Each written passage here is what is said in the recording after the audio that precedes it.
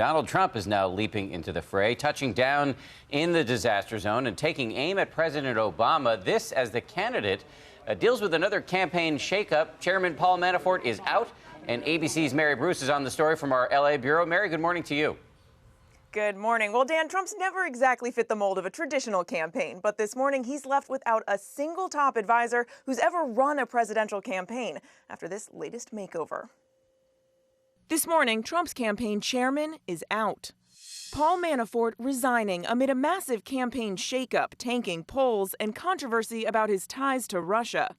I think my father didn't want to be, distracted by, whatever things that, Paul was dealing with. That distraction coming as Trump makes a major campaign reset, including that rare mea culpa.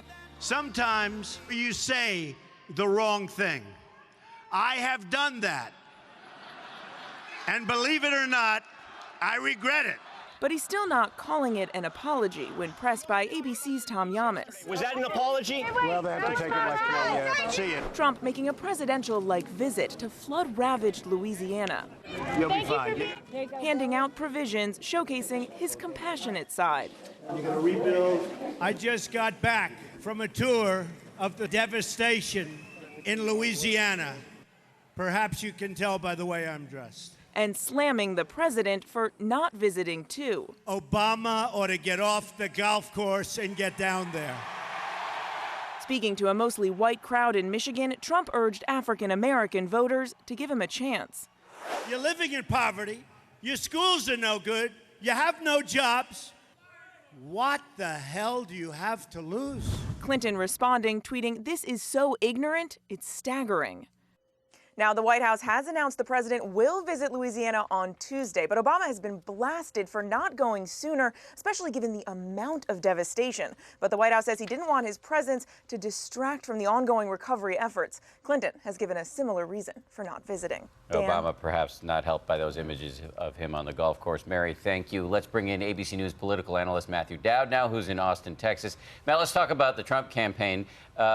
Two-part question here. Will the exit of Paul Manafort right the ship? And I guess sticking with the nautical metaphors, who is actually captaining this ship right now? Well, it's never a good sign within the last 6 months you have two reorganizations, and we're 80 days out from this campaign, so it's never a good sign. Obviously, they want to have an organization that's efficient. But who's in charge? To me, Dan, it reminds me of Iron Man. When Iron Man hires Pepper Potts to be the CEO, we all know who's in charge. It's Tony Stark. Donald Trump is in charge of this campaign, no matter who he has at the helm of it. With apologies to Pepper Potts. Exactly. We can always count on you for that, Yeah, Matt. Gwyneth Paltrow. Yeah, we have to give something to Gwyneth Paltrow. Okay, let's look at this shift this week that happened, though. Trump on teleprompter, conciliatory Donald Trump. Is this the right strategy that he needs to take to reverse these poll numbers? We are just 11 weeks out from voting. Well, I think he needs to be authentic to who he is, but also he needs to be disciplined, which he hasn't been in the course of this. It reminds me a little bit of the Wild West here in Texas back years ago. You checked your guns at the city limits, so basically when you walked in the saloon, you didn't shoot yourself. Donald Trump has to figure out a way not to shoot himself. That's what I think this is about. But keep in mind, Cecilia, that if whoever this campaign is about is losing. Donald Trump wants to make it about Hillary. Hillary wants to make it about Donald Trump. So Donald Trump needs to be disciplined enough that this campaign becomes about Hillary Clinton. Matt Dowd with the Texas Talk this morning. Thank you, Matt.